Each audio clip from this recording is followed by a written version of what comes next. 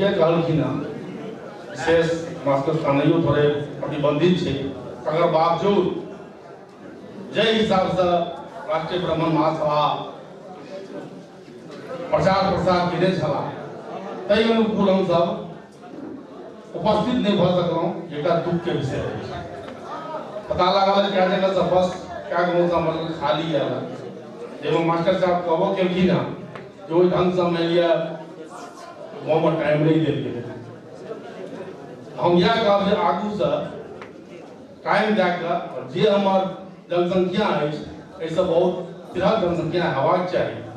एहिमे इहो एलै हँ जे मान लिया किछु फंडो के दिक्कत छै होइ छै, ओकरो लेल हम राष्ट्रीय महासभा के अध्यक्ष से कहबै अगर व्यवस्थित एक संगठन कयल जाय, ओहो गाँव गाँव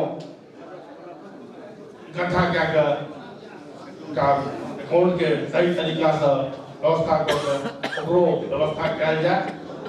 और कोनो देखियो हर कास्ट में एक छोट से छोट आवाज आबि जाइ छै, ओ सब जे बस टेम्पू से पूरा भरि दै छै।